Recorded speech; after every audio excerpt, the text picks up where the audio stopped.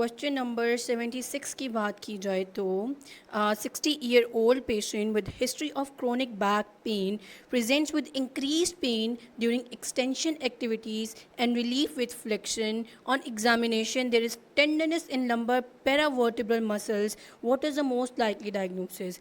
अच्छा, यहाँ पे जो आपके पास की वर्ड्स हैं, एक तो एक क्रॉनिक बैक पेन है जो कि ज़्यादा हो रहा है विद एक्सटेंशन एक्टिविटीज़ और कम हो जाता है विद फ्लेक्शन एक्टिविटीज़, और साथ में अगला जो आपके पास की वर्ड है वो ये है कि आपको टेंडरनेस मिल रही है कहाँ पे, लंबर पैरावर्टिब्रल मसल्स के ऊपर।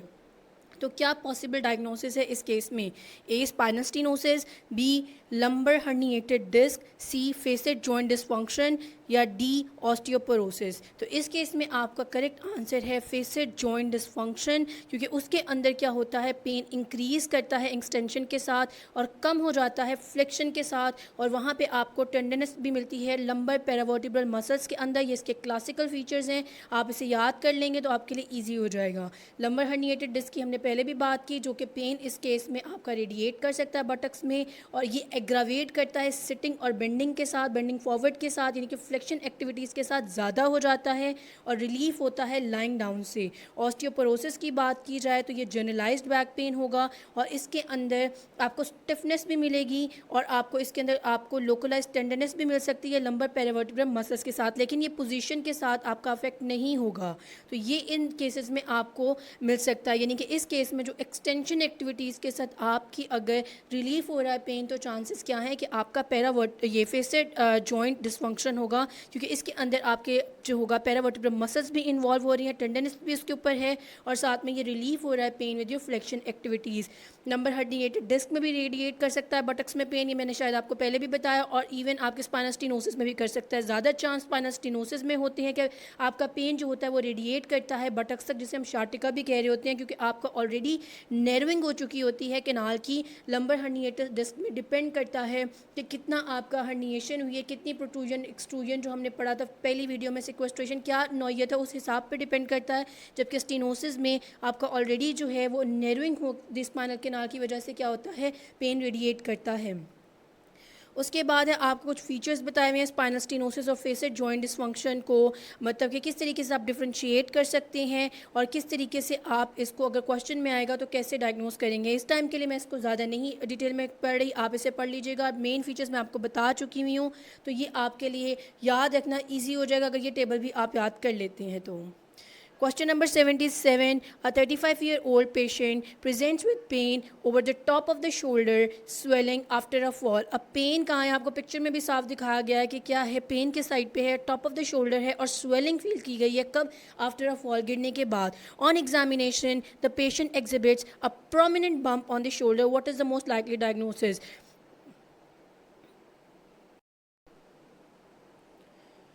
तो इस केस में what is the most likely diagnosis, आपको बम फोटो में दिखाया गया है।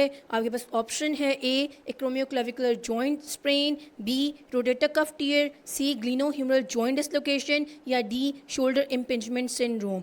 ये जो बम्प आपको फोटो में दिखाया गया फॉल के बाद अगर आता है और साथ में आपको बम्प फील हो रहा है, तो इसे कहते हैं आपका ए एक्रोमियोक्लेविकुलर जॉइंट स्प्रेन कहा जाता है, जिसे स्टेप ऑफ डिफॉर्मिटी भी कहते हैं, कि जैसे एक चीज़ स्टेप की तरह बाहर आई हुई हो। The term step of deformity describes the abnormal protrusion of clavicle compared to the acromion due to ligamentous injury, giving the appearance of a step-like irregularity in the shoulder.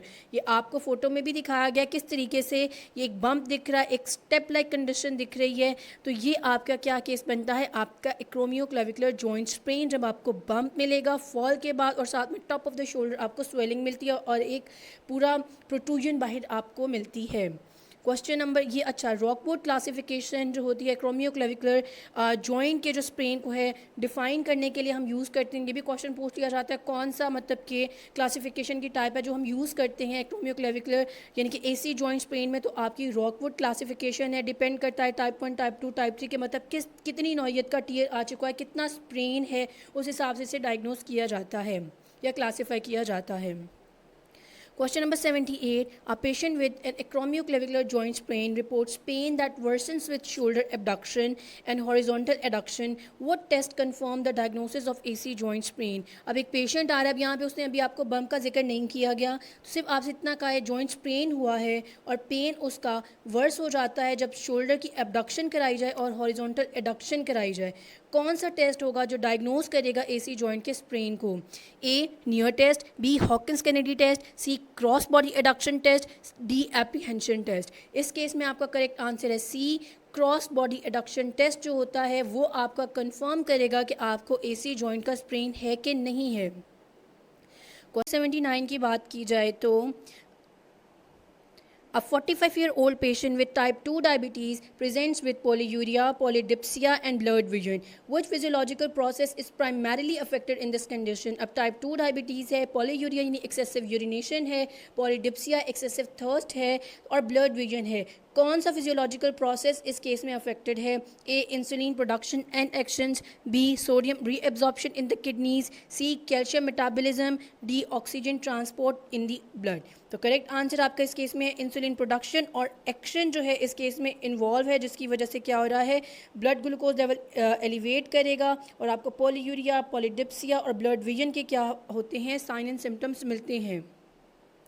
Question number 80. A patient with an anterior cruciate ligament tear is undergoing rehabilitation. ACL का tear है, rehabilitation हो रही है. Which type of exercise is crucial for restoring knee function? knee function को restore करने के लिए कौन सी exercise जो है वो अहम है? A isometric quadriceps exercises, B hamstring stretches, C agility drills, D balance exercises on a verbal board. ACL का tear है तो आपको यहाँ से पता होना चाहिए कि आपके जो restoring function में एक मसल जो बहुत इंपॉर्टेंट है वो आपके क्वाड्स हैं. क्वाड्स को अगर आपने इंप्रूव करना है तो आइसोमेट्रिक क्वाड्रिसेप्स एक्सरसाइजेस करवाएं. एसीएल टीयर के लिए बहुत ज़्यादा इंपॉर्टेंट हो जाते हैं रिस्टोर करने के लिए नी फंक्शन को. 81 क्वेश्चन की बात की जाए. A 28-year-old man presents with pain and swelling in his elbow after a fall onto a outstretched hand. अब पेन है, स्वेलिंग है और कब है? आपके एल्बो के ऊपर गिरने के बाद. गिरा भी कैसे? आउटस्ट्रेच हैंड पे गिरा है. He has difficulty extending his elbow, elbow extend नहीं हो पा रही है. What is the most likely diagnosis? A olecranon bursitis, B lateral epicondylitis, C elbow fracture, D ulnar collateral ligament injury. अच्छा, यहाँ पे आपके पास जो कीवर्ड है वो ये है कि एक तो फॉल हुआ है आउटस्ट्रेच हैंड पे, क्योंकि आपका जो बर्साइटिस एपिकंडलाइटिस का पेन है ये रेपिटेटिव कोई एक्टिविटी के साथ होगा. जैसे हमने पढ़ा भी था ओलेक्रेनॉन बर्साइटिस जब पोस्टीरियर आपको एल्बो पे मिला था तो रेपिटेटिव उसकी लिफ्टिंग की क्या थी, बार बार उसकी वो थी कि लिफ्टिंग बार बार कर रहा था. रेपिटेटिव जो थी वो थी एक्टिविटी थी पेशेंट की. तो इस केस में अगर लैटरल एपिकंडलाइटिस की भी बात की जाए तो उसके अंदर भी क्या है, रेपिटेटिव या एक्सेसिव यूज़ आपका किया जाता है आपके मसल्स का, आपके मतलब कि लैटरल साइड पे आपके एक्सटेंसिव मसल का ज़्यादा इस्तेमाल किया जाता है. अल्नर कोलैटरल लिगामेंट की इंजरी की जाए तो अगर वो होता है तो आपका क्या होता है, पॉप साउंड भी सुनाई देता और कुछ इस तरीके से पेन भी अल्नर साइड पे आपको मिलती. अब यहाँ पे पेन है, स्वेलिंग है और साथ में आउटस्ट्रेच हैंड पे फॉल की इंजरी है, तो मोस्ट लाइकली जो आपका इस केस में आंसर वो फ्रैक्चर है कि एल्बो का फ्रैक्चर हुआ है, जिसकी वजह से क्या हुआ है, आपको पेन आ रही है और साथ में आपका एल्बो एक्सटेंड नहीं कर पा रहा. ओलेक्रेनॉन बर्साइटिस पीछे पढ़ा था हमने कि किस तरीके से पोस्टीरियर साइड पे आपको एल्बो का पेन आती है और इसका कोई लेना देना नहीं होता एल्बो की एक्सटेंशन के साथ. लैटरल एपिकंडलाइटिस में आपके एक्सटेंसिव मसल ज़्यादा यूज़ हो रहे होते हैं और अल्नर कोलैटरल लिगामेंट इंजरी भी आपकी रेपिटेटिव स्ट्रेस है और इसमें मोस्ट लाइकली आपको इंस्टेबिलिटी भी मिलेंगी और पॉपिंग साउंड भी मिल सकता है. बाकी इंस्टेबिलिटी का वर्ड भी आपको लिगामेंटस इंजरी के साथ एसोसिएट करता है. तो इस केस में आपका करेक्ट आंसर है सी एल्बो फ्रैक्चर.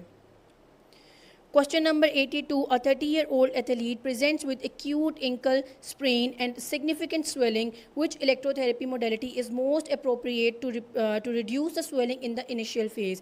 30 साल का एथलीट है, एक्यूट एंकल स्प्रेन है यानी कि बहुत ज़्यादा और अभी अभी हुआ है और सिग्निफिकेंट स्वेलिंग है. Which electrotherapy modality is most appropriate? कौन सी इलेक्ट्रोथेरेपी की जो मोडेलिटी है वो बहुत अच्छी रहेगी उसके लिए, किस काम के लिए, स्वेलिंग को कम करने के लिए इनिशियल फेजेस के अंदर? A transcutaneous electrical nerve stimulation, B interferential therapy, C pulse ultrasound, D low level laser therapy. अब एक्यूट पेन है और स्वेलिंग का पूछा गया, पेन कम करने का नहीं पूछा गया कि स्वेलिंग को कम करने के लिए इनिशियल फेज़ में कौन सी मोडेलिटी बेहतरीन रहेगी। तो आपका करेक्ट आंसर है पल्स अल्ट्रासाउंड जो है वो क्या करेगी, स्वेलिंग को कम करने के अंदर आपको शुरू के फेजेस में हेल्प आउट करेगी। ये इन्फ्लेमेशन को कम करेगी, डीप टिश्यू पेनिट्रेशन करके सेलुलर रिपेयर को भी क्या करेगी, इनिशिएट करेगी, ट्रिगर करेगी। अच्छा, यहाँ पे कुछ मोडेलिटीज़ का आपको चार्ट दिया गया है, साथ में उसकी इंडिकेशन बताई गई है कि कब कब आप उस पेन में या उस मतलब कंडीशन के अंदर आप यूज़ कर सकते हैं। जैसे transcutaneous electrical nerve stimulation TENS की बात की जाए, एक्यूट पेन में होता है, क्रॉनिक पेन में होता है, न्यूरोपैथिक पेन में होता है, लेबर पेन, मसल स्पैज़म्स में। जहाँ पेन का वर्ड होगा वहाँ आप टेंस इस्तेमाल कर सकते हैं। पेन को मैनेज करने के लिए चाहे एक्यूट हो चाहे क्रॉनिक, आप टेंस का इस्तेमाल कर सकते हैं। इलेक्ट्रिक मसल स्टिमुलेशन कब की जाएगी, जब मसल की स्ट्रेंथनिंग करनी हो, जब मसल एट्रोफी की प्रिवेंशन करनी हो, न्यूरोमस्कुलर री एजुकेशन करनी हो, मसल स्पैज़म को रिड्यूस करना हो और इम्प्रूव करना हो मसल फंक्शन और एंड्योरेंस को। लो लेवल लेज़र थेरेपी या कोल्ड लेज़र थेरेपी का भी इस्तेमाल कर सकते हैं क्रॉनिक पेन में, जैसे प्लांटर fasciitis आर्थराइटिस के अंदर। सॉफ्ट टिश्यू की इंजरीज़ में भी यूज़ कर सकते हैं, वुंड हीलिंग में भी इस्तेमाल कर सकते हैं, इन्फ्लेमेशन को कम करने के लिए इस्तेमाल कर सकते हैं लेकिन एक्यूट इंजरीज़ के अंदर, और इन्हांस करता है सेलुलर रिपेयर और रीजनरेशन को। इंफ्रारेड थेरेपी की बात की जाए तो क्रॉनिक पेन रिलीफ के लिए इस्तेमाल किया जाता है, मसल रिलैक्सेशन के लिए, जॉइंट स्टिफनेस को रिलीव करने के लिए, और पेन लाइक कंडीशन जिसके अंदर फिब्रोमाइल्जिक कंडीशंस आती हैं उसमें भी आप इस्तेमाल कर सकते हैं आईआर को। डायथर्मी की बात की जाए, डीप टिश्यू हीटिंग के लिए इस्तेमाल किया जाता है, डीप मसल पेन के लिए इस्तेमाल किया जा सकता है, क्रॉनिक पेन के लिए इस्तेमाल किया जा सकता है, मसल स्ट्रेन्स आर्थराइटिस के लिए और इवन पोस्ट सर्जिकल रिहैबिलिटेशन के लिए भी इस्तेमाल किया जा सकता है। इंटरफेरेंशियल थेरेपी की बात की जाए, पेन रिलीफ करता है लेकिन क्रॉनिक कंडीशंस में करता है, मसल स्पैज़म को रिड्यूस करता है, एडीमा को रिड्यूस करता है, इम्प्रूव करता है सर्कुलेशन को, इन्हांस करता है मसल फंक्शन और जॉइंट मोबिलिटी को। अल्ट्रासाउंड थेरेपी की बात की जाए, डीप टिश्यू हीटिंग के लिए इस्तेमाल किया जाता है, सॉफ्ट टिश्यू इंजरीज के लिए इस्तेमाल किया जाता है, क्रॉनिक पेन कंडीशंस में इस्तेमाल किया जाता है, स्कार टिश्यू रिमॉडलिंग के लिए इस्तेमाल किया जा सकता है और रिड्यूस इन्फ्लेमेशन एंड स्वेलिंग के लिए भी आप इस्तेमाल कर सकते हैं। अच्छा, यहाँ पे अल्ट्रासाउंड में भी मार्क किया हुआ है कि आपका एक्यूट इंजरीज में आपकी स्वेलिंग और इसको इन्फ्लेमेशन को रिड्यूस किया जा सकता है, और आईएफटी में भी क्या है, आपके एडीमा को रिड्यूस किया जा सकता है। और इस तरीके से स्वेलिंग का भी आप याद कर लें, पेन से रिलेटेड भी मैंने आपको बता दिया कि याद कर लें। आपका लो लेवल लेजर थेरेपी भी एक्यूट इंजरीज में रिड्यूस करता है इन्फ्लेमेशन को, लेकिन इस केस में आपका करेक्ट आंसर है पल्स्ड अल्ट्रासाउंड। टेंस पेन के लिए है। अच्छा, यहाँ पे मार्क करके आपको सिंपली बताया हुआ है, जब टेंस की बात करेंगे तो पेन की बात करेंगे, स्वेलिंग की हम ज़्यादा बात नहीं करते। टेंस हालांकि स्वेलिंग में भी हेल्प आउट करता है लेकिन मेजर जो इसका प्राइमरी यूज़ है वो फिर पेन रिलीफ है। आईएफटी की बात करें, इंटरफेरेंशियल थेरेपी, तो वो आपका पेन के लिए इफेक्टिव और साथ में मसल स्टिमुलेशन के लिए अफेक्टेड है, लेकिन आपकी स्वेलिंग को टारगेट नहीं करता आईएफटी। LLT जो आपकी लो लेवल लेज़र थेरेपी या जिसे हम कोल्ड थेरेपी भी कहते हैं, वो रिड्यूस करता है इन्फ्लेमेशन को और प्रमोट कर, लेकिन लेस कॉमनली यूज़ किया जाता है immediate phase of swelling compare to pulsed ultrasound. तो ये आपको क्विक इनके डिफरेंसेस बताए गए हैं कि अगर आप इनिशियल फेज़ में करना आप पल्स्ड करें, LLT यानी कोल्ड लेज़र हेल्प आउट करता है लेकिन कॉमनली यूज़ नहीं किया जाता इमीडिएट स्वेलिंग के अंदर। IFT यूज़ करना है तो मसल स्टिमुलेशन के लिए आप करें, पेन रिलीफ के लिए करें, और टेंस तो प्राइमरीली उसका फंक्शन क्या है, आपका पेन को रिलीफ करना होता है। क्वेश्चन नंबर 83 की बात की जाए, patient with chronic plantar fasciitis is seeking relief from heel pain. Which electrotherapy modality is most appropriate for addressing chronic pain and promoting tissue healing? कौन सी मोडेलिटी अच्छी है जो कि क्रॉनिक पेन के लिए आप कर सकते हैं, मतलब यूज़ कर सकते हैं, और टिश्यू हीलिंग के लिए? पिछले टेबल में भी आपको इसका गेस दिया गया था। A pulsed ultrasound, B low level laser therapy, C interferential therapy, D electrical muscle stimulation. Correct answer है आपका B low level laser therapy का इस्तेमाल किया जाता है क्रॉनिक पेन के लिए, आप कर सकते हैं, जिससे क्या हो, आपका टिश्यू हीलिंग, क्योंकि आपको टेबल में भी ये चीज़ दिखाई गई थी लास्ट इसमें कि आपका जो है प्लांटर fasciitis में भी आपका इस्तेमाल किया जाता है। ये आप लो लेवल लेज़र थेरेपी के आगे देखिए, क्रॉनिक पेन कंडीशन जैसे प्लांटर fasciitis वगैरह, टेंडिनाइटिस में भी आप इस्तेमाल करते हैं, और वुंड हीलिंग के लिए भी। तो ये इससे भी आपको गेस मिल सकता है कि आपका जो करेक्ट आंसर है इसमें बी है, लो लेवल लेज़र थेरेपी का इस्तेमाल किया जाता है क्रॉनिक पेन से रिलीव करना, और साथ में आपका क्या है, टिश्यू हीलिंग को प्रमोट करना है। सिर्फ एक काम नहीं करना, दो चीज़ें करनी है। तो जब आपका रिपेयर भी चाहिए और आपको हील पेन से भी आपको रिकवरी चाहिए तो आप लो लेवल लेज़र थेरेपी का इस्तेमाल करते हैं। आपका लो लेवल लेज़र थेरेपी इफेक्टिव है रिड्यूसिंग पेन के लिए, इन्फ्लेमेशन को कम करने के लिए, और प्रमोट करता है tissue repair through photo biomodulation effects. It can penetrate deep into your tissues and stimulate cellular process that aid in healing. Pulse ultrasound की हमने बात कर ली, बेनिफिशियल है टिश्यू हीलिंग के लिए, लेकिन आपका ज़्यादा इफेक्टिव क्या है एक्यूट कंडीशंस के अंदर rather than chronic condition. IFT की भी बात की कि आपका मसल स्पैज़म को रिड्यूस करता है, पेन रिलीफ के लिए अच्छा होता है. इलेक्ट्रिकल स्टिमुलेशन की बात की जाए तो मसल स्ट्रेंथनिंग के लिए अच्छा होता है, डायरेक्टली आपके टिश्यू हीलिंग या पेन रिडक्शन में हेल्पफुल नहीं होता. Question number 84. A 30-year-old soccer player presents with pain and swelling on inner side of the knee after a tackle. He has difficulty fully extending his knee. What is the most likely diagnosis? अच्छा, inner side पे pen कहाँ पे है, inner side पे और कब है, जब टैकल किया है. सॉकर में जब आप बॉल को प्रिवेंट करते हैं, अगला जब आप बॉल मार रहा होता है, मतलब उसे प्रिवेंट करने के लिए जो दूसरा प्लेयर खड़ा होता है वो जब उसे रोक रहा होता है, उस कंडीशन को टैकल कहा जाता है. तो जब उसने टैकलिंग की है तो उसके इनर साइड पे पेन स्टार्ट हुआ है, अब एक्सटेंड नहीं हो पा रहा नी, इस केस में आपका क्या डायग्नोसिस बन सकता है?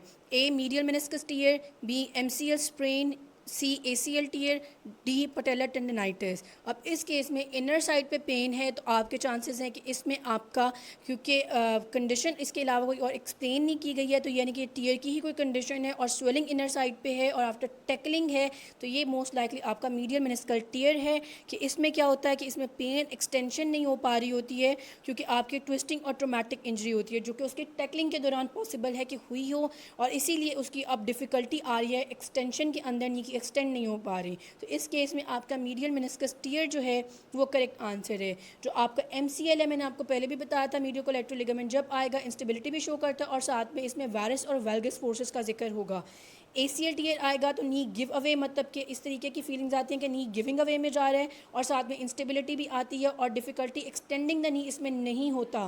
तो इसलिए हम एसीएल को टीयर को यहाँ पे रूल आउट कर सकते हैं. पटेलर टेंडिनाइटिस की बात की जाए तो pain front of the knee हो रहा होता है, जो इसमें भी आपका एक्सटेंशन ऑफ द नी का कोई लेना देना नहीं होता, इसका लेस करेक्टरिस्टिक होता है. तो इससे इस केस में आपके पास जो करेक्ट आंसर है वो मीडियल मेनिस्कस टीयर है.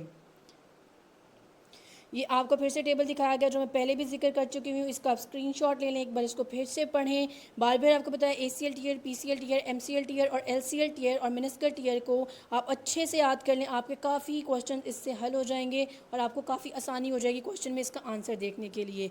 अच्छा, यहाँ पर भी हम लोगों ने बात की क्योंकि लास्ट वीडियो में मैंने आपको बताया था कि पेस्ट इंसिडीन बर्साइटिस का भी मीडियल साइड पर पेन होता है और मीडियल मेनिस्कस टीयर का भी मीडियल साइड पर भी पेन था. लेकिन अगर इन दोनों में डिफ्रेंशिएट किया जाए तो पेस्ट इंसिडीन 2-3 इंचेस ऊपर होता है, नीचे होता है आपके below the knee joint inside of the नी, आपके नी जॉइंट के 2-3 इंचेस नीचे होगा. मीडियल मेनिस्कस टीयर क्या है, ऑन द जॉइंट लाइन होगा और इनसाइड द नी होगा, यानी कि जॉइंट लाइन पे हो रहा है तो मीडियल मेनिस्कस टीयर के चांसेस है. 2-3 इंचेस बिलो है तो आपके लोकेशन क्या होगी, पेस्ट इंसिडीन बर्साइटिस की हो सकती है. जो आपका मीडियल मेनिस्कस टीयर है वो ट्विस्टिंग इंजरी या डायरेक्ट ट्रॉमा की वजह से हो सकता है, जबकि आपके पेस्ट इंसिडीन बर्साइटिस क्या है, ओवर यूज या टाइट हैमस्ट्रिंग की वजह से हो सकता है या इम्प्रॉपर ट्रेनिंग की वजह से. सिम्टम्स क्या है, पेस्ट इंसिडीन में स्वेलिंग है, टेंडरनेस है और रेपिटेटिव मूवमेंट साथ में जिक्र होगा. मीडियल मेनिस्कस टीयर में आपको लिमिटेड मोशन मिल सकती है और साथ में पॉपिंग क्लिकिंग सेंसेशन का भी जिक्र हो सकता है. पेन एग्रावेट पेस्ट इंसिडीन में कब होगी, जब टाइमिंग स्टेयर करेगा, जब सीढ़ियाँ चढ़ेगा या रनिंग करेगा. मीडियल में कब होगी, मीडियल मेनिस्कल टीयर में जब वो रोटेशनल मूवमेंट्स करेगा या स्क्वाटिंग करेगा. अगर पेस्ट इंसिडीन बर्साइटिस की बात की जाए तो स्वेलिंग लोकलाइज्ड होती है ओवर द बर्सा एरिया, और अगर मीडियल मेनिस्कल टीयर की बात की जाए हो सकती है लेकिन जॉइंट के अंदर होती है ज़्यादातर. तो आपको पॉसिबल है कि इसमें इतनी खास विजिबल नहीं हो, लेकिन आपको पेस्ट इंसिडीन बर्साइटिस की मैंने पिक्चर दिखाई थी लास्ट वीडियो में जिसमें बाकायदा तौर पे आपको स्वेलिंग दिख रही थी. स्पेशल टेस्ट की बात की जाए पेस्ट इंसिडीन में क्या होता है, tenderness below the knee joint पाई जाती है और आपका मीडियल मेनिस्कस टीयर में मैकमरी और एप्ले टेस्ट परफॉर्म किया जाता है.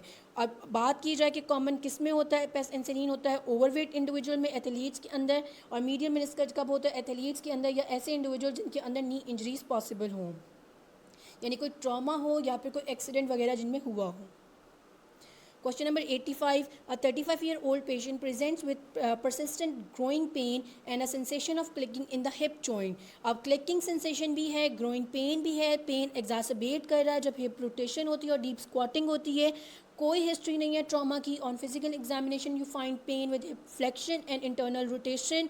What is most likely diagnosis. अच्छा, यहाँ पे आपको क्लियर टेस्ट बताया गया है कि हिप फ्लेक्शन और आपका इंटरनल रोटेशन में आपका जो है वो आपको पेन राइज कर रहा है और यहाँ पे क्लिकिंग का साउंड बताया गया, यानी कि कहीं टीयर हुआ है, तो इस केस में आपके पास ऑप्शन है hip labral tear, B osteoarthritis of the hip, C iliopsoas bursitis, D adductor strain. हम ऑस्टियोआर्थराइटिस की भी बात कर चुके हुए हैं। आपका डीप पेन होता है, उसमें कोई क्लिकिंग का लेना देना नहीं होता और बहुत कम होता है कि इस तरीके से आपका मतलब के पैटर्न फॉलो करे, मतलब कि आपकी मूवमेंट्स के साथ इसका पेन फॉलो करें। उसके बाद इलियोसॉस बर्साइटिस की भी हम बात कर चुके हुए हैं, वीडियो में एक्सप्लेन में सेकंड वीडियो में इस पार्ट के कर चुकी हुई हूँ। एडक्टर स्ट्रेन भी की है। अब क्लिकिंग साइन है इसमें के अंदर और साथ में आपके पास ग्रोइन पेन है और जो कि आपका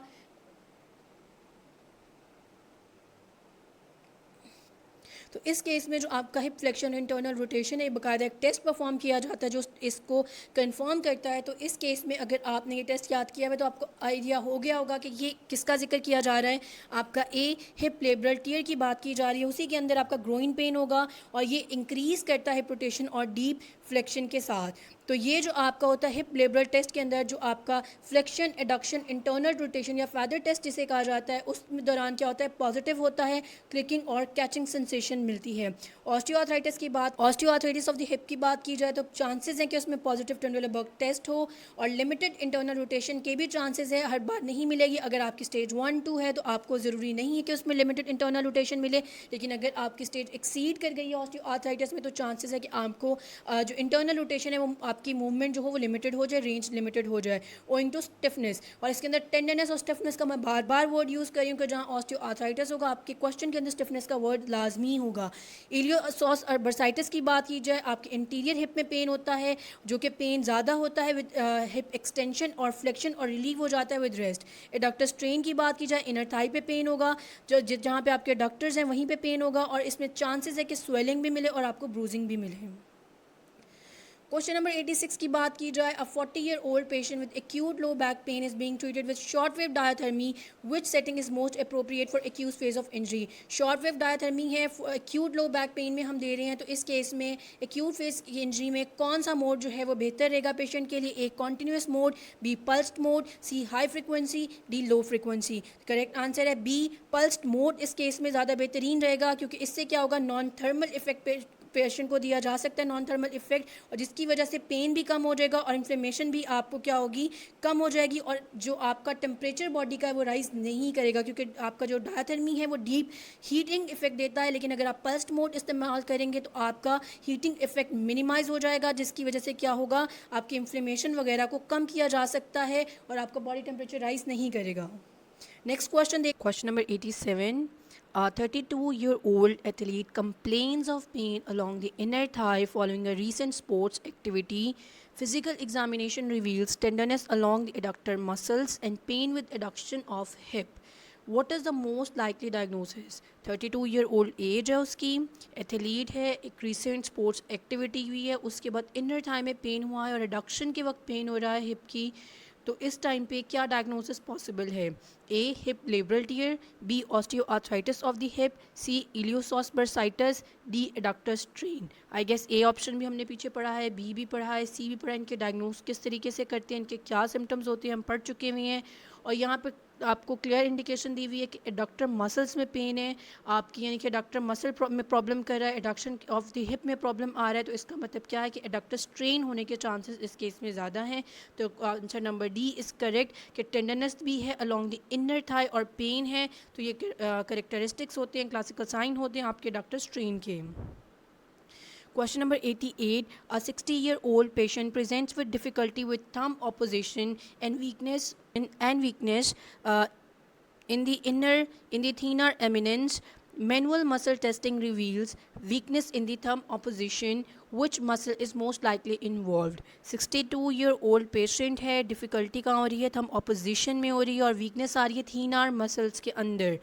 मैनुअल मसल टेस्टिंग हो रही है और ये पता लगता है आपकी थंब ऑपोजिशन में प्रॉब्लम है। कौन सी ऐसी मसल्स हैं जो थंब ऑपोजिशन करवाती हैं वही वीक है, इसका मतलब which muscle is most likely involve, इनमें से कौन सी मसल इन्वॉल्व हो सकती है? ए ओपोनेंस पॉलिशस, बी फ्लेक्सर पॉलिशस लॉन्गस, सी एडक्टर एबडक्टर पॉलिशस लॉन्गस, सी एक्सटेंसर पॉलिशस ब्रेविश। तो करेक्ट आंसर आपका ए ओपोनेंस पॉलिशस में प्रॉब्लम आ रहा है, जिसकी वजह से थंब की ऑपोजिशन नहीं हो पा रही है, क्योंकि आपकी पॉलिशस ओपोनेंस जो है वो इन्वॉल्व होती है आपकी ऑपोजिशन मूवमेंट के अंदर।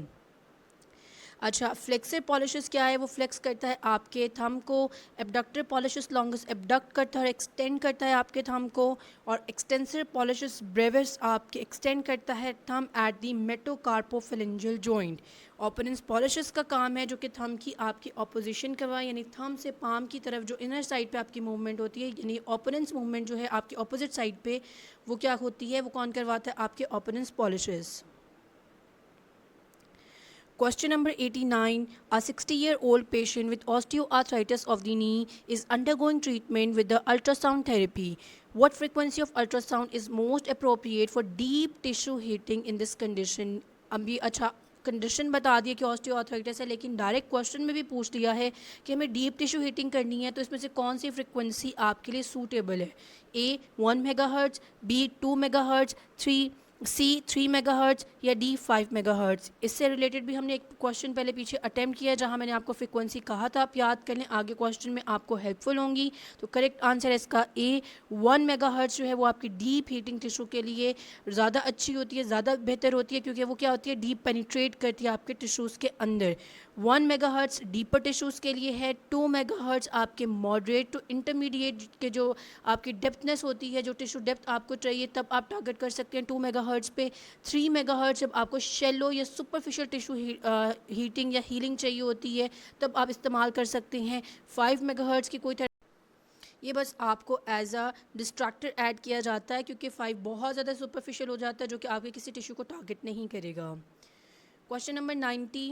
A 52-year-old patient with history of rheumatoid arthritis presents with a swollen and painful elbow. Physical examination shows limited range of motion and palpable warmth over the elbow joint. What is the most likely diagnosis? Rheumatoid arthritis का patient है। यहाँ से आपको आपका question का answer मिलेगा कि और रोमाटाइड आर्थराइटिस आपको पता है कि अगर किस में उस रोमाटाइड आर्थराइटिस अगर आपको पता है किस कंडीशन में होता है तो आपको इसका आंसर बहुत इजीली मिल जाएगा, क्योंकि उसमें आपके सैनोवियम की इन्फ्लेमेशन हो रही होती है। फिजिकल एग्जामिनेशन में आपको पता लगता है पैल्पेबल वार्मथ है एल्बो जॉइंट के ऊपर। लाइकली डायग्नोसिस क्या है? ए एल्बो साइनोवाइटिस, बी ओलेक्रेनॉन बर्साइटिस, सी लैटरल एपिकंडलाइटिस, डी मीडियल एपिकंडलाइटिस। जो बी सी डी है आपका, इसके अंदर रेपिटेटिव कोई ना कोई लिफ्टिंग का, रेपिटेटिव कोई फ्लेक्सस का यूज़ या एक्सटेंसस का यूज़ आएगा, बार बार पीछे पड़ के आ रहे हैं। और अगर आपको रोमेटाइड आर्थराइटिस का पता है कि वो किस कंडीशन में होता है, उस कंडीशन में क्या कुछ होता है, तो आपको इसका आंसर गेस करना वैसे भी ईजी हो जाएगा। इसका करेक्ट आंसर है ए एल्बो की साइनोवाइटिस हुई है, क्योंकि उसके अंदर स्वेलिंग वार्मनेस आपको एल्बो जॉइंट पे मिलती है। किस वजह से मिलती है? क्योंकि आपकी रोमेटाइड आर्थराइटिस के अंदर आपका जो होता है साइनोवाइटिस हो रहा होता है, यानी साइनोवियम इन्फ्लेम कर रहा होता है, जिसकी वजह से आपको एक कंडीशन पेश आती है। एल्बो साइनोवाइटिस एक इन्फ्लेमेशन है synovial membrane inside the elbow joint which is consistent with the symptoms of swelling, warmth and pain. और ये कंडीशन एसोसिएट किसके साथ करती है? रोमेटॉइड आर्थराइटिस के साथ, जिसकी वजह से लिमिटेड रेंज ऑफ मोशन भी आपको मिल सकती है। ओलेक्रेनॉन बर्साइटिस पीछे पढ़ के आए हैं कि उसमें आपकी स्वेलिंग और टेंडरनेस हो रही है over the bursa at the elbow. ये बर्सा की इन्फ्लेमेशन है और आपके पोस्टीरियर एस्पेक्ट पे होती है, और इसमें आपकी वार्मनेस का कोई लेना देना नहीं होता, और साथ में लिमिटेड रेंज ऑफ मोशन भी ऐसे केसेस में बहुत कम देखने को मिलती है ओलेक्रेनॉन बर्साइटिस के केसेस में। लैटरल एपिकंडलाइटिस की बात की जाए, टेनिस एल्बो भी कहते हैं, उसके अंदर आउटर साइड पे पेन हो रहा है और रेपिटेटिव यानी कि ऐसे काम जो बार बार यूज़ करने की वजह से होता है, उस कंडीशन में आपका ये अपीयर होता है लैटरल एपिकंडलाइटिस। इसके अंदर भी आपका क्या होता है? स्वेलिंग और वार्मनेस का इतना एज लेना देना नहीं होता। मीडियल एपिकंडलाइटिस जिसे गोल्फर्स एल्बो कहते हैं, इसमें भी आपके फ्लेक्सर ज़्यादा इस्तेमाल हो रहे होते हैं और रेपिटेटिव आपके कोई ना कोई इस तरीके से काम हो रहा होता है, एक्टिविटी ऐसी हो रही होती है जिसकी वजह से अराइज करता है। इसमें भी वार्मनेस और साथ में स्वेलिंग का कम ही रोल होता है, जिसकी वजह से ये आप रूल आउट इस तरीके से भी कर सकते हैं। एल्बो साइनोवाइटिस भी अगर आप डायरेक्ट आंसर गेस करें तो आपको रोमेटॉइड आर्थराइटिस से आंसर मिल जाएगा, बाकी ऑप्शन क्यों नहीं हो सकते उसकी एक्सप्लेनेशन भी यहाँ मौजूद है। Question number 91. A 50-year-old man has chronic pain on the inner side of the knee, especially during activities that stress the knee. Physical examination reveals tenderness on the medial aspect of the knee and pain with valgus stress. What is the most likely diagnosis? अभी chronic pain है, inner side पे है, और कब होता है? During activities होता है दैट स्ट्रेस द नी, जब आपके नी के ऊपर स्ट्रेस आता है. अब इनर साइड का पेन ज़्यादा कब हो रहा है? मतलब एग्रावेटिंग फैक्टर क्या है कि जब एक्टिविटी की जाए और इनर साइड पे आपका स्ट्रेस आए. फिजिकल एग्जामिनेशन से टेंडरनेस रिवील होती है मीडियल एस्पेक्ट ऑफ द नी पे. और पेन कब होता है? जब वाल्गस स्ट्रेस आती है. मैंने आपको पहले भी क्वेश्चंस में बताया है कि जब वाल्गस स्ट्रेस या वायरस स्ट्रेस आएगा, आपके जहन में दो ऑप्शन होने चाहिए कि उससे रिलेट ये क्वेश्चन करेगा. What is the most likely diagnosis? A meniscal tear, B ACL tear, C medial collateral ligament sprain, D patellar tendinitis. तो करेक्ट आंसर आपका सी MCL का स्प्रेन है. इसमें अगर आपका जहाँ मीडियल कोलैटरल होगा वहाँ वैल्गस स्ट्रेस का जिक्र करेंगे, जहाँ हम आपका लैटरल कोलैटरल लिगामेंट होगा वहाँ हम वायरस स्ट्रेस का जिक्र करेंगे. ये पीछे भी टेबल में आपको बताया, ये आप याद रखेंगे तो आपको क्वेश्चन सॉल्व करना ईजी हो जाएगा. टेंडरनेस होती है मीडियल साइज पे और पी विद वाल्गस स्ट्रेस होती है, ये आपका MCL स्प्रेन को इंडिकेट करता है. वाल्गस फोर्स जो होती है वो पुश करती है जॉइंट को inward stressing the medial side. Virus force करती है जॉइंट को आउटवर्ड पुश और ये स्ट्रेस करती है आपकी लैटरल साइड, जिसकी वजह से हम लैटरल कोलैटरल लिगामेंट को इसके साथ एसोसिएट करते हैं. अगर तो ये आपके पास वाल्गस और वायरस फोर्सेस जो होती हैं एसोसिएट करती हैं आपके मीडियल और लैटरल कोलैटरल लिगामेंट के साथ. Question number 92. A 45-year-old woman presents with pain in her hip that worsens with activity. Pain hip में है जो activity के साथ और बुरा हो जाता है and associated with a limp. और लंगड़ा के वो चल रही है. She has a history of chronic steroid use. What is the most likely diagnosis? Steroid use उसने काफ़ी अरसे तक किया है, और यानी कि ये भी आपको एक इंडिकेशन बताएगा कि आपके स्टीरॉयड का यूज़ करने से भी कोई साइड इफ़ेक्ट हो सकता है. तो ऐसी कौन सी कंडीशन है इस केस में possible? What is the most likely diagnosis? A vascular necrosis of the femoral head, B hip osteoarthritis, C trochanteric bursitis, D iliopsoas tendinitis. Hip osteoarthritis में बार बार पीछे हम लोग स्टिफनेस का जिक्र करके आए हैं. ट्रोकेंटेरिक बर्साइटिस में भी हम पेन की स्पेशल जो है उसकी लोकेशन देख कर आए. इलियोसॉस टेंडिनाइटिस भी हम पढ़ के आए हैं. अब यहाँ पे आपको ये याद रखना है कि क्रॉनिक स्टीरॉयड यूज़ के साथ आपके पास ए वैस्कुलर नेक्रोसिस होने के चांसेस हैं. आप कह लेंगे इसका साइड इफेक्ट है, तो उसका इस केस में आपका जो करेक्ट आंसर है वो है A vascular necrosis of the femoral head. क्योंकि इसमें क्या होता है आपका ये आपके क्रॉनिक स्टीरॉयड यूज़ के साथ रिलेट करता है, और इसमें आपकी हिप पेन भी आती है जो एक्टिविटी के साथ क्या हो जाएगी, पूरी हो जाएगी. और लिम्पिंग जो है लंगड़ा के जैसे चलना कहते हैं वो इसके साथ एसोसिएट करता है. तो ये इसका क्लासिकल फीचर है, ये आप याद कर लें, आपके लिए आगे भी आसानी हो जाएगी. अच्छा, avascular necrosis of the femoral head is linked to chronic steroid use because steroids can reduce blood flow to the femoral head and impair bone health leading to bone tissue death. तो ये याद रख लें कि reduce आपके blood flow जब होता है तब जिसकी वजह से क्या होता है आपका नेक्रोसिस स्टार्ट होती है फेमरल हेड के ऊपर. Question number 93. A 30-year-old patient feels a sudden pop in the knee and has immediate swelling and pain. On examination, the patella is higher than normal and there is difficulty straightening the knee. What is the most likely diagnosis? Popping sound आपको सुनाई दिया है और immediate swelling start हुई है और पटेला खिसक के ऊपर की तरफ आ गया, यानी हायर पोजीशन पे आ गया नॉर्मल की जगह, और डिफ़िकल्टी हो रही है स्ट्रेटनिंग ऑफ द नी में और नी आपका स्ट्रेटन आउट नहीं हो रहा. What is the most likely diagnosis? यहाँ पे आप एक चीज़ देखिए, पॉपिंग का मतलब है कोई ना कोई टीयर हुआ है आपका, और जब पटेला खिसक के ऊपर की तरफ आ गई है और आगे ही आपसे बात की है कि आपके जो है नी स्ट्रेटन आउट नहीं हो रही. अगर आपको ये पता है कि आपके स्ट्रेटनिंग ऑफ द नी में आपके क्वाड्स का रोल होता है और आपके क्वाड्स की अटैचमेंट कहाँ पे है, तो आपको इसका करेक्ट आंसर ढूंढने में बहुत आसानी हो जाएगी.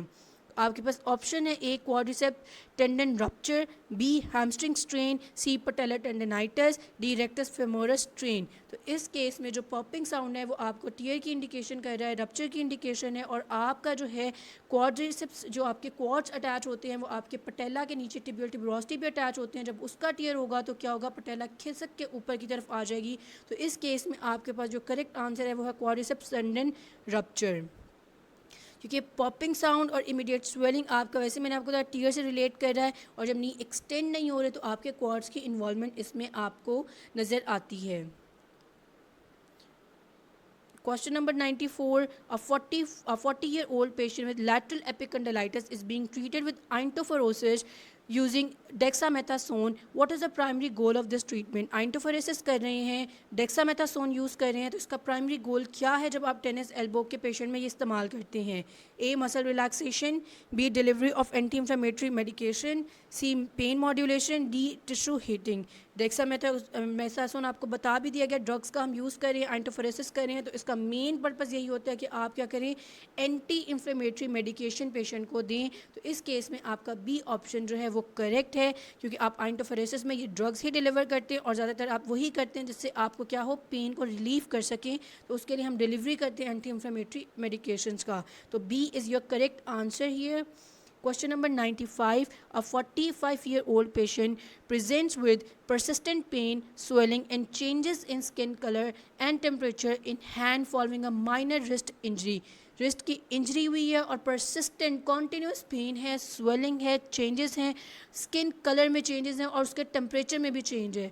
The symptoms have been ongoing for several months. काफ़ी महीने हो चुके हैं इस कंडीशन को. And are accompanied by severe pain that is disproportionate to initial injury. What is the most likely diagnosis? अब इसमें आप कीवर्ड्स ढूंढें. सबसे पहले ठीक है, परसिस्टेंट पेन और स्वेलिंग आपको नहीं बता रहा डायरेक्ट कि किस तरफ लेके जा रहा है क्वेश्चन आपको, लेकिन जब बात की चेंज इन स्किन कलर और टेम्परेचर, वो भी कब, जब आपको माइनर सी, बिल्कुल मामूली सी रिस्ट इंजरी हुई है. माइनर का वर्ड एक इंडिकेशन है कि एक माइनर आपका वर्ड है, लेकिन उसके बाद क्या हुआ है, स्किन कलर भी चेंज हुआ है और आपका टेम्परेचर भी हाथ का चेंज हुआ है. अब ये वाली कंडीशन काफ़ी महीनों से चल रही है और पेन बहुत शिद्दत का हो रहा है. और अगला आपके पास कीवर्ड है that is disproportionate to initial injury. Disproportionate to initial injury है कि जितना पेन होना चाहिए था उस इंजरी पे, उससे कहीं ज़्यादा, मतलब कि समझ से बाहर पेन जो है वो इनिशियल इंजरी से हो रहा है. तो ऐसे केस में डायग्नोसिस क्या बनता है? A, rheumatoid arthritis, B, osteoarthritis, C, complex regional pain syndrome, D, carpal tunnel syndrome. अच्छा, अगर आपने सारी डिजीज़ पढ़ी हुई होंगी, सारी कंडीशंस पढ़ी होंगी, तो आपके लिए आंसर इजी है. लेकिन अगर इन केस आपको रूमेटॉइड आर्थराइटिस का पता है कि वो बायलैटरल, उसमें आपके जॉइंट्स इन्वॉल्व होती हैं, आपके स्मॉल जॉइंट्स को अफेक्ट करता है, तो क्वेश्चन में कहीं ना कहीं वो दिया होगा, मॉर्निंग स्टिफनेस से रिलेशन इसको दी होगी कि किस तरीके से आपका ये पेन आता है. ऑस्टियोआर्थराइटिस की बात की जाए, बार बार स्टिफनेस का जिक्र किया जा रहा है.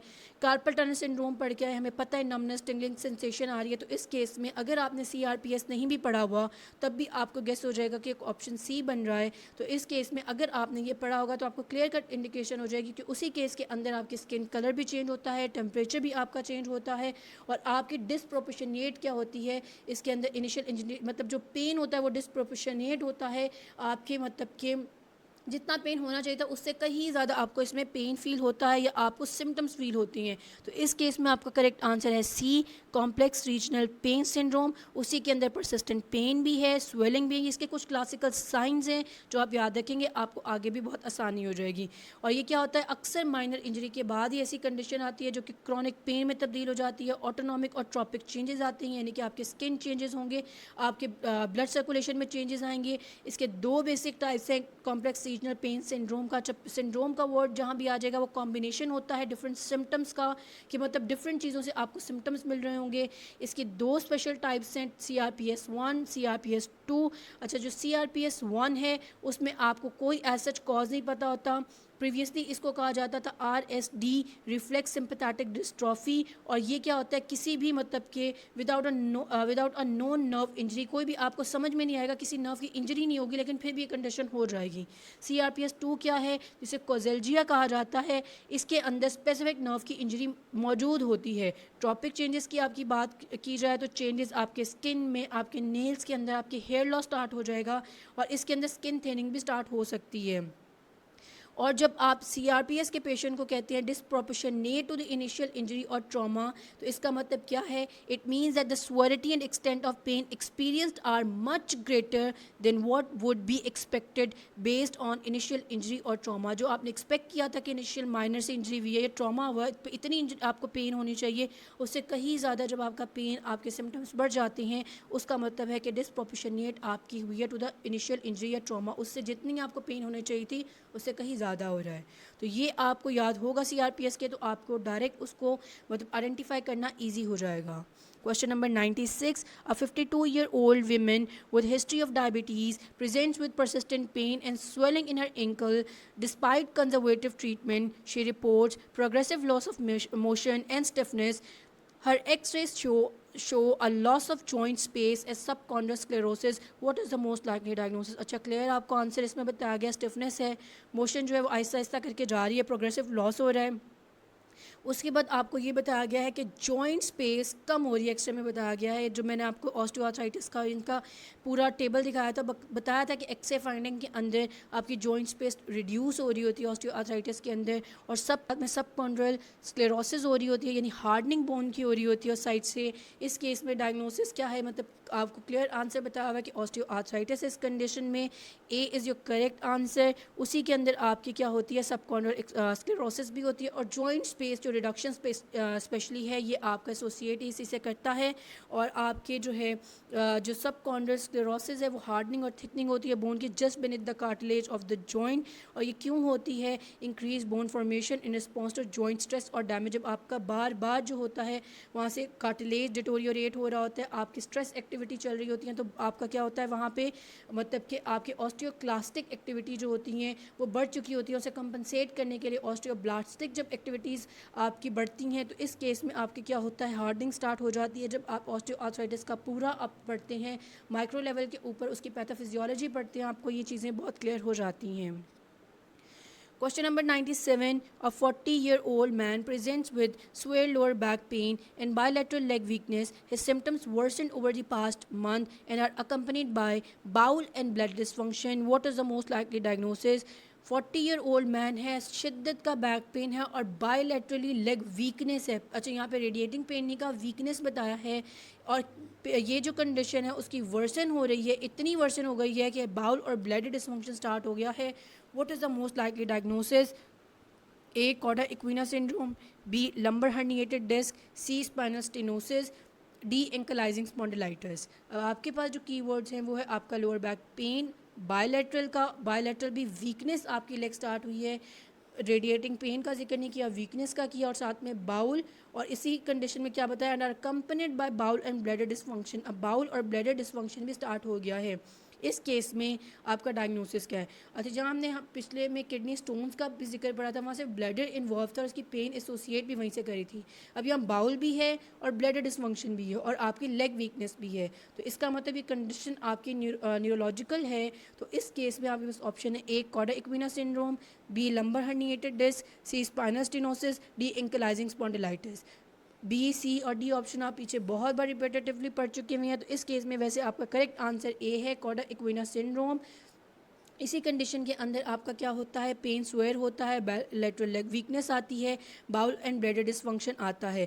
अच्छा, 3 ऐसे साइंस हैं जो हमें देखने होते हैं कि अगर पेशेंट में ये 3 अपीयर हो रहे होते हैं तो हम डायरेक्ट सर्जरी की तरफ पेशेंट को रिकमेंड कर रहे होते हैं.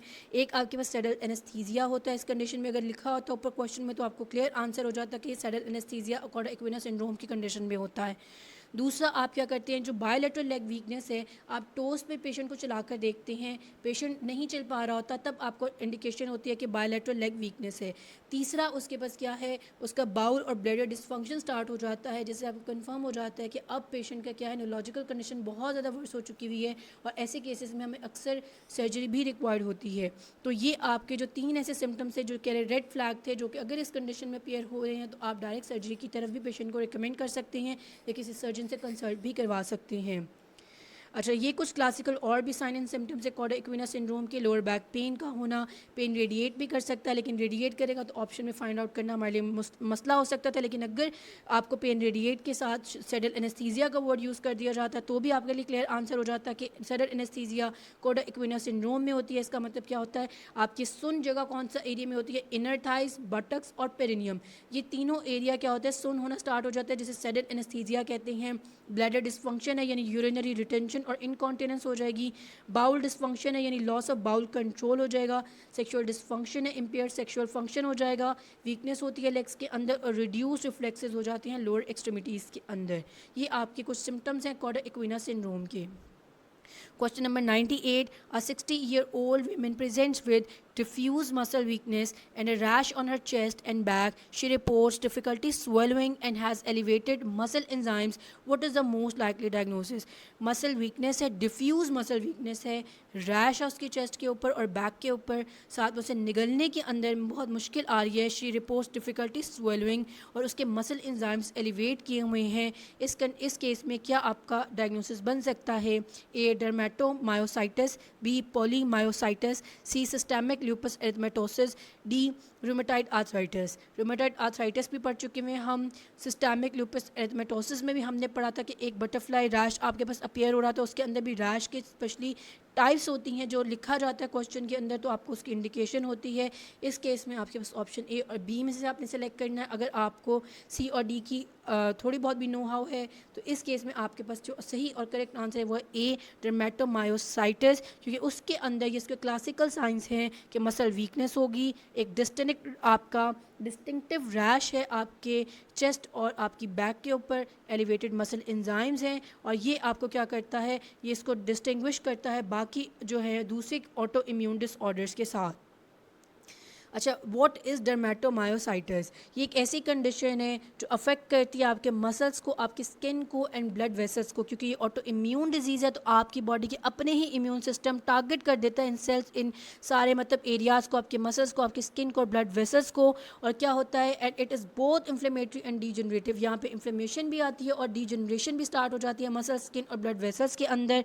Inflammatory myopathies are category of disorders that cause the body's immune system to target healthy muscle tissue. अब क्या है, आपके जो इन्फ्लेमेटरी मायोपैथीज़ हैं यानी ऐसे मसल्स की प्रॉब्लम्स जिसमें इन्फ्लेमेशन आती है, ये उसी कैटेगरी में आ रहा है, कैटेगरी ऑफ डिसऑर्डर्स जिसके अंदर क्या होता है, बॉडी के अपना immune system healthy muscle tissue को टारगेट कर देता है. तो डर्मेटोमायोसाइटिस के कुछ क्लासिकल सिम्टम्स भी आप याद रख लें कि इसके अंदर आपको एलिवेटेड मसल एंजाइम्स मिल जाएगा. क्यों मिलेगा? क्योंकि मसल्स की क्या हो चुकी हुई है, मसल्स का अटैक शुरू हो चुका है. आपके खुद के जो है इम्यून सिस्टम ने मसल्स के ऊपर अटैक स्टार्ट कर दिया, उसे मतलब कि इन्फ्लेम भी करेगा, डीजनरेट भी करेगा, इसीलिए ब्लड के अंदर उसका एंजाइम का एलिवेशन मिल रहा है आपको. साथ में रैश अपीयर हो रहे हैं क्योंकि वेसल्स को भी टारगेट करेगा, स्किन को भी टारगेट करेगा. और ये आप इसके कुछ सिम्टम्स है क्लासिकल जो याद रख लें, आपके लिए आसानी हो जाएगी. अच्छा, यहाँ पॉलीमायोसाइटिस में अगर मैं आपको बात करूँ तो पॉलीमायोसाइटिस के भी सिम्टम्स में आपको मसल वीकनेस मिलती है, ग्रेजुअल मिलती है, ज़्यादातर एडल्ट्स को ही अटैक करती है और आपको इसमें भी एलिवेटेड मसल एंजाइम मिल जाता है, लेकिन उसके अंदर रैश इन्वॉल्व नहीं होता पॉलीमायोसाइटिस के अंदर, जिसकी वजह से इस क्वेश्चन में इसीलिए इस क्वेश्चन में हमें गेस करना इजी है कि इस केस में डर्मेटोमायोसाइटिस है, क्योंकि आपकी स्किन डर्मा मतलब स्किन भी आपकी इन्वॉल्व है इस केस के अंदर. Question number 99. A 29-year-old woman presents with acute pain and swelling in her first metatarsophalangeal joint, especially after consuming purine-rich foods. She has elevated serum uric acid level. What is the most likely diagnosis? आपको protein level ज़्यादा हो चुका है, जिसकी मतलब purine rich food लिया उसने, protein बहुत ज़्यादा ली है, यूरिक एसिड उसका बढ़ चुका हुआ है. तो कौन सी कंडीशन है? A gout, B pseudo gout, C rheumatoid arthritis, D osteo arthritis. अब आपको जॉइंट भी आपको पिक्चर के अंदर दिखा हुआ है कि एमटीपी जॉइंट जो आपका इन्वॉल्व है मेटाटार्सोफेरेंजियल जॉइंट किस एरिया पे है. फर्स्ट आपको टो दिखा हुआ है. अच्छा, ये टोफाई होता है जो कि क्लासिकल फीचर है आपका गाउट के अंदर ये बनता है, वरना आपका जब यूरिक एसिड लेवल बढ़ रहा होता है तब भी आपको कंफर्म हो जाना चाहिए कि आपका गाउट है, क्योंकि सूडो गाउट के अंदर यूरिक एसिड नहीं बनता, आपका दूसरे कैल्शियम क्रिस्टल्स होते हैं वो डिपॉजिट हो रहे होते हैं, वो बढ़ रहे होते हैं. यानी सूडो का वर्ड भी इसलिए, उसमें नो डाउट आपको पेन भी उसी तरीके से हो रहा है, लेकिन उसके अंदर क्रिस्टल डिपोजिशन और तरह से है. आप फूड और इनटेक करते हैं, आप कैल्शियम पायरोफॉस्फेट के इस तरीके से उसकी डेपोजिशन की वजह से क्या होता है, ये कंडीशन आपकी प्रिवेल करती है सूडो गाउट के अंदर, उसके अंदर यूरिक एसिड लेवल नहीं बढ़ रहा होता. तो इस कंडीशन के अंदर ये गाउट के क्लासिकल साइंस बताए हुए हैं कि आपको एक्यूट पेन है, फर्स्ट आपका मेटाटार्सोफेरेंजियल जॉइंट इन्वॉल्व है जिसे टोफाई कह रहे हैं, यूरिक एसिड लेवल बढ़ा हुआ है, तो ये कंडीशन आपकी गाउट की है, उसके क्लासिकल साइंस हैं. तो इस केस में आपके पास करेक्ट आंसर है A gout. Question number 100. A 60-year-old man reports chronic lower back pain with a history of osteoporosis. Osteoporosis keyword है, lower back pain है. The pain worsens with prolonged standing and relief by lying down.